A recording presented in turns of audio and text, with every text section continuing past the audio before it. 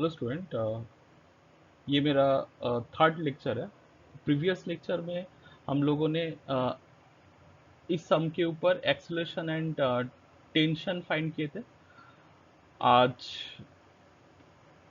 इसी सम का acceleration find करेंगे, ठीक है ना, ट्रिक के मेथड से। तो देखो यहाँ पे ट्रिक क्या है। Acceleration a equal to net pulling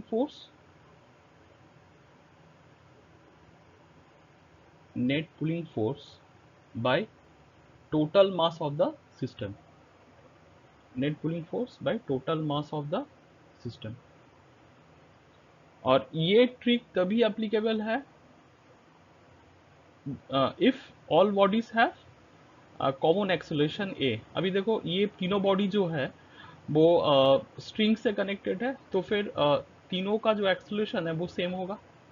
ठीक है, तीनों का एक्सेलरेशन क्या होगा, सेम होगा। इसका भी ये, इसका भी ये, इसका भी ये, ठीक है ना, तभी ये ट्रिक एप्लीकेबल है। तो यहाँ पे नेट पुलिंग फोर्स कितना है, 14 न्यूटन। तो 14 डिवाइडेड बाई टोटल मास कितना होगा, 4 प्लस 2 प्लस 1 मतलब 7। तो 14/7 इक्वल टू 2 मीटर पर सेकेंड स्क्वायर। ठीक है।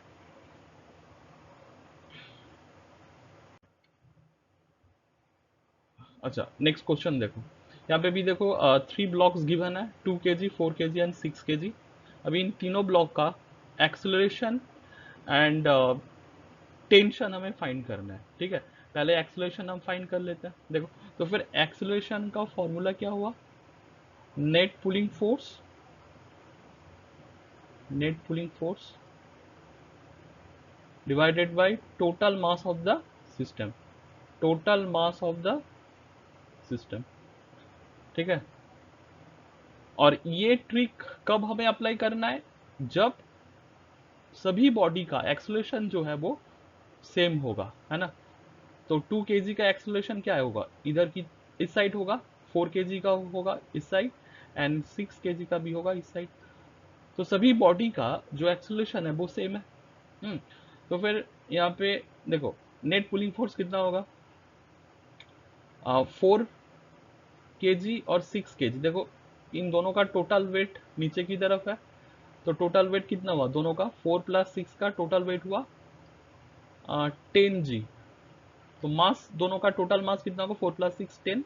तो इस साइड होगा, है ना, टोटल होगा 10 g। और 2 kg के लिए जो इसका वेट है वो है 2 g। मतलब यहाँ पे नेट पुलिंग फोर्स कितना होगा, 10 g minus 2 g divided by total mass कितना होगा, 2 + 4 + 6, 2 + 4 + 6, 8 g बाई 12, 4 2 एंड 4 3, तो 2g/3